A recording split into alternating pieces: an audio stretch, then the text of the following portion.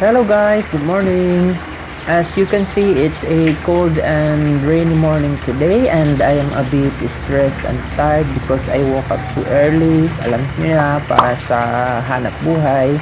That is why I need to relax and de-stress today, and let's try to have a quick tour on my garden and let's see what's on display today. Hihintayin lang po nating tumigil ang ulan at iisa-isahin natin kung ano-ano ngayon ang mga nagpapasikat sa aking garden. Hi guys, I'm back. The rain has just stopped more than 2 hours ago. Let's now see what's in store for us. First on the list, we have JVV orchid. This is a very old hybrid. I particularly like this variety of orchids because of its display of different colors in one plant. It has shades of orange, yellow, and pink. And this variety of orchids continuously blooms year-round. And based on my experience, this particular variety of orchid is very resilient. This can thrive very well during rainy days and sunny days without the worries of crown rotting and root rotting during the rainy days and burns on the leaves during sunny days. This one has been growing in full sun, and as you can see, it is doing very well.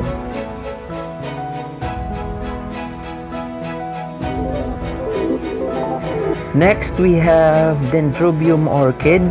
This one is tagged as Dendrobium Hershey Pink. This is a hybrid Dendrobium from Thailand, but I bought this one from a retailer in Bulacan.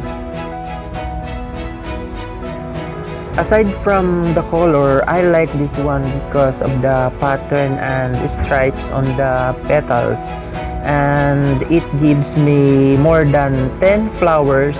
It's a spike, but at the moment it has only 2 because the buds were eaten by ants.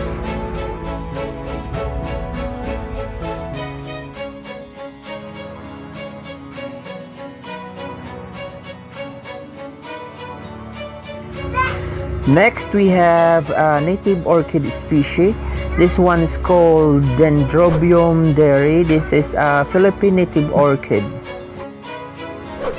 This is my most favorite orchid of all the orchids I have for so many reasons. First, because of its color. It's very pure, clean, and divine. It's immaculately white. This species also blooms continuously year-round. And based on experience, blooms of this species had longer life compared to some varieties and other species. It will take 2 to 3 months before the blooms starts to fall down. Next, we have another hybrid Dendrobium orchid. This was tagged as Dendrobium Hawaiian Fancy.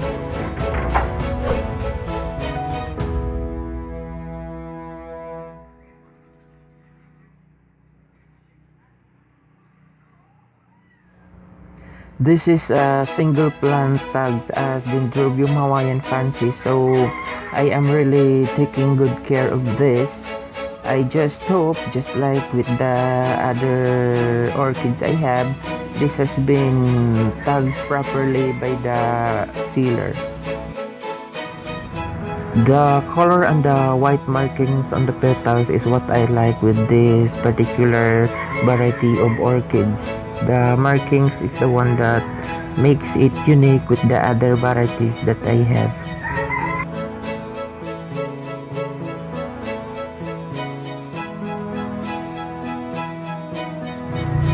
Next, we have an orchid variety called East Pathoglottis. Ang hirap. East Pathoglottis. So, this is just one of few ground orchids that I have. I don't know if this is a native species or already a hybridized one. Aside from the color, which is yellow with tiny purple dots on the petals, I like this one because this blooms a lot.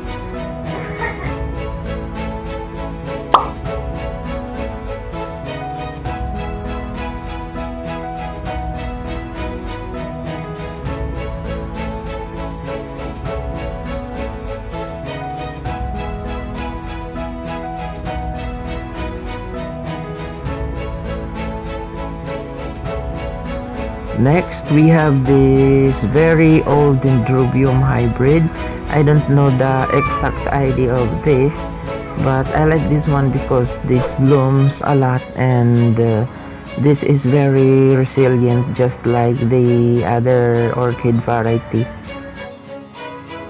Aside from being a resilient orchid variety, the other advantage of this particular orchid is that it gives you more than 30 pieces of flowers in a single spike, just like in the picture inset.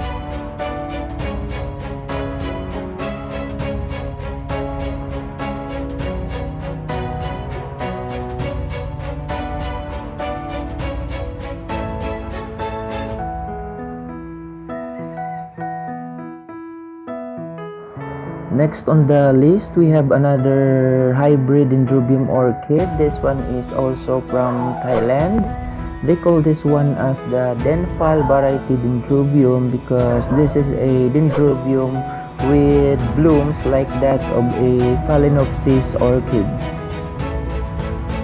I also like this variety of orchid because of all the orchids that I have, this is the one with the biggest single bloom. And just like the Philippine native orchid species that I have, which is the Dendrobium dairy, I like this one also because the blooms of this Denphal variety Dendrobium also last long.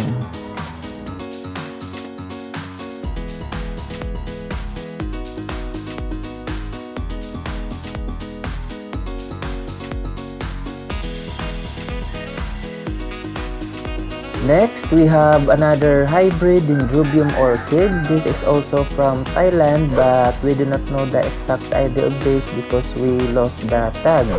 But this is quite similar to the Dendrobium Hershey Pink that I had in my collection. They have the same color, the same patterns, and the same stripes on the petals. The only difference is that they do not have the same shape of petals.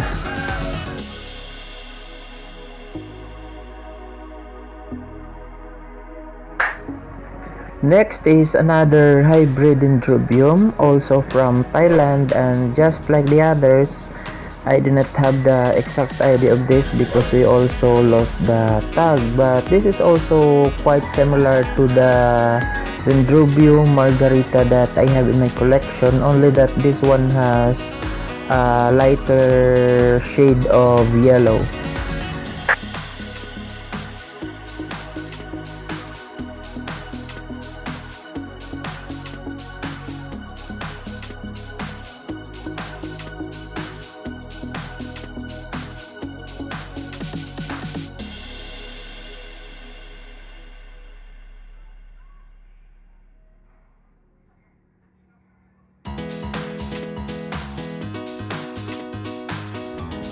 We have already talked about this one. If you could just remember, this is the Denphal variety of Dendrobium, the one with the bigger flowers compared to the other Dendrobium.